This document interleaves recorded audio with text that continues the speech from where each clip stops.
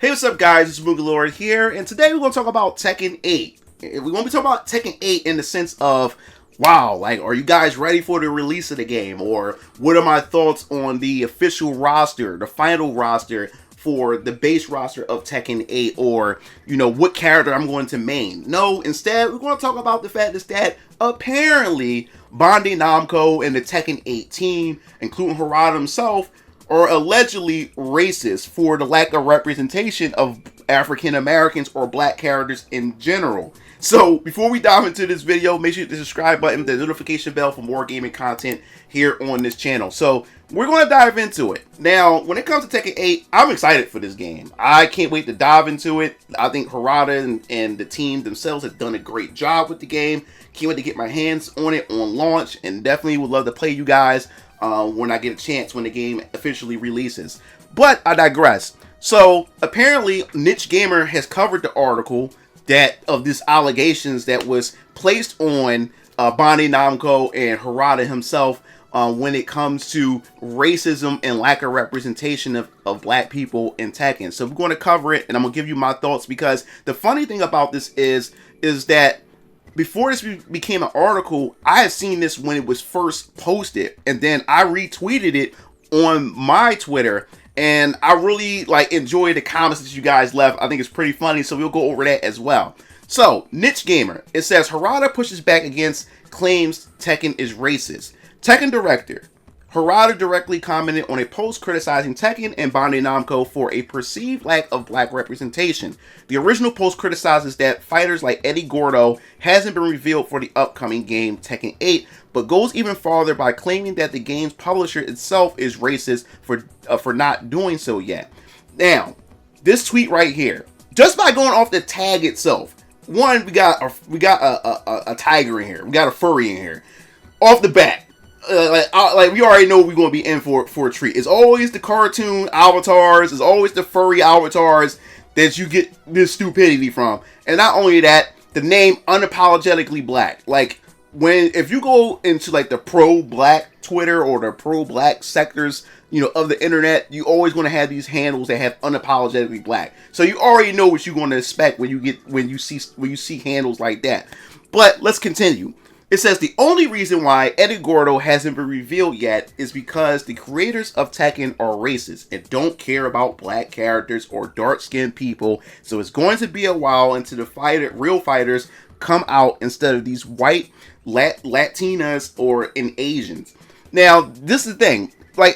Automatically, he calls, Tekken 8, or he calls Bandai Namco or Harada racist, right? But then go along the same lines and says we have to wait until the real fighters. He's referring to only the black fighters are the real fighters, and that the Latinos, the white Latinos, and the Asian characters aren't the real fighters or real fighters in the Tekken series at all. So you see how nonsensical and emotional this sounds right here? Is you claiming racism, but what you stating is that only real fighters in Tekken and the real characters are only the black characters. Listen to yourself. It just doesn't make sense. So Harada, then he comes in and he responds to it. And I love his response, because I shared this on my Twitter feed as well. He states that if you think you can just claim anything that way and it will pass, you are mistaken. And this is something that I see a lot. When it came to social media, it got into a point where people can just make baseless claims. And because now we in this social political climate and this culture war, it became more like tribalism.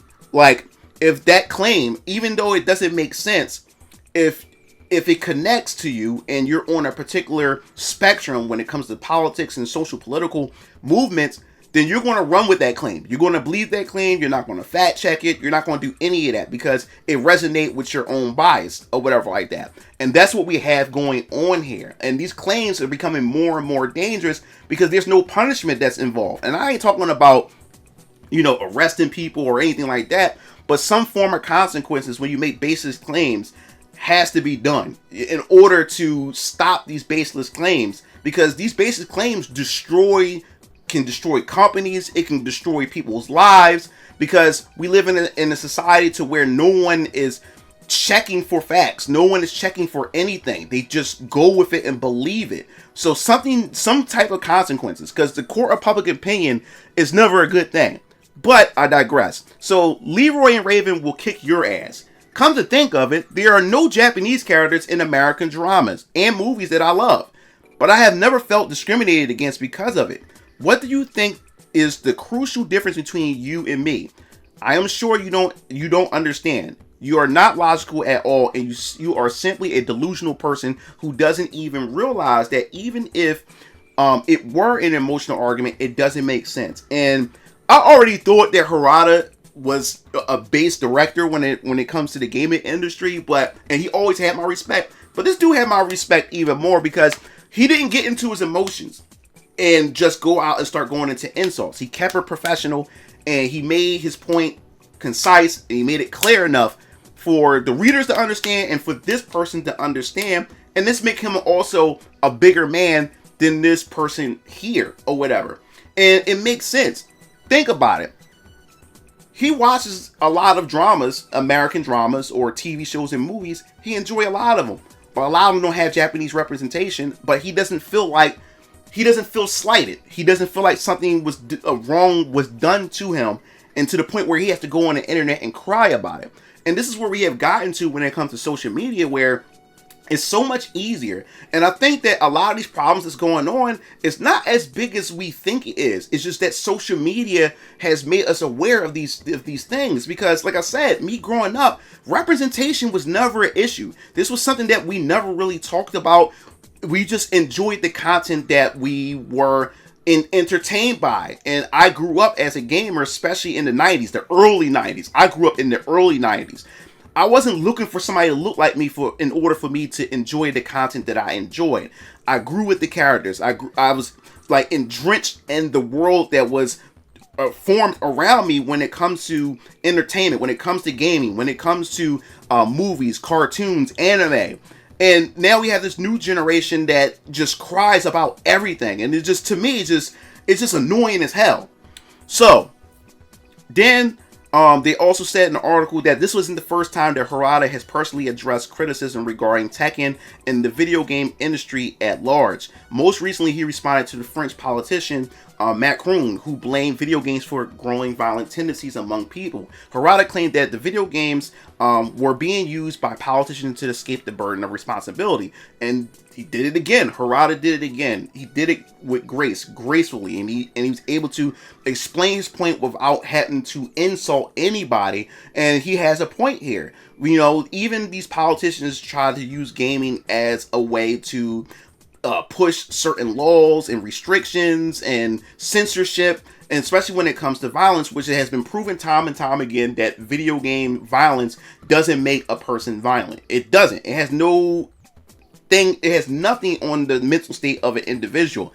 And he does it again, and I really respect that. But then we're going to continue to go on my Twitter feed where I actually retweeted that, and a lot of you guys had left your comments as well, because apparently also this dude had doubled down after the fact. For the simple fact is that on Harada's post, Unapologetically Black also stated that people said, yo, Leroy and Raven are in the game, right? Which they are. That's the crazy thing about it. There is black representation in the game, and there's always been black representation in the game. But the guy also pointed out, Dexter already pointed out, that Leroy and Raven in the game. So, like, what the fuck do you want? Then Unapologetically Black states that, no, man, delete Leroy from the game. He should have been DLC. So then this would strong like a light bulb in my head that made me realize that, is it really about racism, or is it the fact that you're salty that your favorite character didn't make it in the game, or is it a mixture of both? And my answer is, and my belief is, it's a mixture of both. For the simple fact is, his handle says unapologetically black. So you already know what his political views are, and you already know what his stances are when he makes certain posts. Unapologetically Black came from my Unapologetically African. I invented the concept Unapologetically African. And as you know, many of our people here in the West are uncomfortable being called African. So they took Unapologetically African and they renamed it Unapologetically Black. Delete Leroy from the game also shows me that he is not the problem. The representation is not really the big issue here for him. Is the fact is that his character, Eddie, didn't get into the game, which Alfie points out. He said, "Wait a minute, bro. This is not making any sense. You want black representation, but you also want black characters removed from the game. What the fuck are you smoking, bro?" And he said, "No." He said, "I say he should be DLC." Like, that's when Sorry Tag says you literally said delete him from the game. You clearly have underlying issues with people you are claiming to defend here. So like this is what it's all about. He's salty at the same time he wanted to push his ideological and social political view, on Bandai Namco to try to trigger a response, from the developers themselves, and failed at it. He got ratioed really bad. And then to also add to this, Harada also made another post. He said, "When I had the ideal for this character, I just knew that it would be the coolest thing in the Tekken world in terms of design, fighting style, and personality. That was the first thing that mattered. That is the most important point, don't you think?" And this is what I've been talking about, guys. This is exactly what I'm talking about when it comes to video games, of storytelling, entertainment in general. When developing an idea, when developing a movie, when developing an anime, cartoon, or video game, the first thing that should come to mind is the lore, the world itself, the designs of the characters, the fighting style, all that type of stuff that you have in your world should be the first thing, rather than representation. Like what I'm working on with my Venus Orion comics, with my upcoming comic series and universe that I'm building, which I'll be making an announcement pretty soon, sometime later this year, as my comic book is in development right now, as we speak. When I came up with my characters and everything, I wasn't thinking about, I need black people in this. I need Latinos in this. I need some type of minority representation. No. When I think of a character, the colors never that comes to mind first. The thing that comes to mind is what their fighting style is like, or what is their clothing like, or where do they live, where are they from, what is their government like, that shaped the character. And then after I come up with all that, then the last thing that comes to mind is, okay, all right, let's go with this color. That's the thing that comes to my mind after that. But the thing is, representation should never be the first thing that you think about before the overall thing that actually really matters to a game or to an anime or just to entertainment in general. You want to entertain first before you think about representation. And he said it, and he's been on the money with this. And I really appreciate how based Harada is. And this dude is just nailing it. He's just taking win after win after win. And what I respect about this is, there's people who also said, yo, I had no plans on, like, Tekken's not really my game. I had no plans on getting Tekken, but because of how based this guy is and how swiftly and smoothly he pretty much eradicated this response, I want to buy just on the strength of how base he is. So this is how you bring in sales. This should be marketing this should be sales 101. If you want to make money, man, stand on your firm beliefs, stand your ground, and against the nonsense of these kind of people, because these people are miserable. They have nothing else better to do in their life, and all they do is cry and complain instead of creating. If you have an issue when it comes to representation, if you don't like the fact is that there's not enough black people, or there's not enough Hispanics, or gay, or trans, or whatever the minority group happens to be, if you have a problem with that, all I can say is to you either take your money and put it into developers who's actually creating the content that you're looking for, or you can shut the hell up, take your money, and create your own shit. That's all you have to do.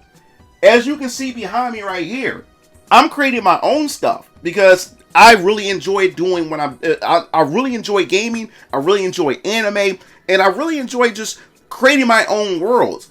And when entertainment becomes sour, or things are not coming to my liking, then hey, all it did was push me to create my own things that I enjoy myself and share with the rest of the world who have the same common interests as me. And that's all it did. All it did was push me to create my own things. So when you see me make my videos and stress this type of content, I'm not complaining just to complain.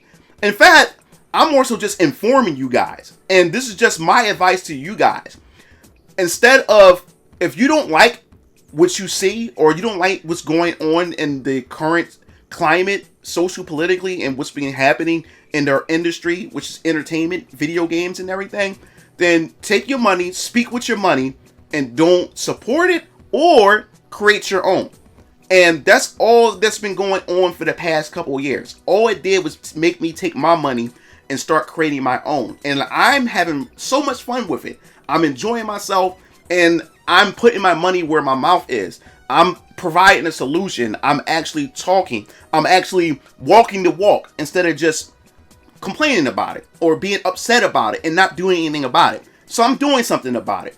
So hopefully you guys can do the same thing. Do something about it. I think the more we do something about it and we create our own and we start generating and bringing people over to there, it's going to create competition, and hopefully it may even get our studios, our favorite studios, act together when they start realizing that people is not liking this and they're going over here, you know? But that pretty much wraps up this video. I think this was like really, really cool that Harada was able to just answer this with grace. He was able to just put it down and just set the record straight when it comes to this situation, because these baseless claims are getting out of control when it comes to this, man. This has to stop. I think people like this, and what I'm saying is there's nothing wrong with representation, but this situation right here, when it comes to individuals like unapologetically black, you can't get people on board with your movement when you make claims like this, because all it does is make you like a fool. All it does is make you like an idiot, and make people more resistant to your movement or more resistant to your cause. You can't get people on board with what you want when you're making demands like this and you're making baseless claims. All you do is make more people reject your idea, reject your movement, and reject you know, your stance on a lot of things. When you do that, you can't do that. And I also say the same thing towards the people who I guess you would say, anti-woke. There's a certain way that we have to approach a lot of our messaging, and we also have to be careful of how we also perceive certain things, because if we want people to be on board with our beliefs in our stance, we also have to come correctly, and we also have to think things through and not be, you know, react out of emotion instead of logic, because then our arguments even fall apart. And then people on the left side or that side can say the same thing about our side as well. So there has to be a balance, and there has to be some logical approach to a lot of this on both sides of the spectrum.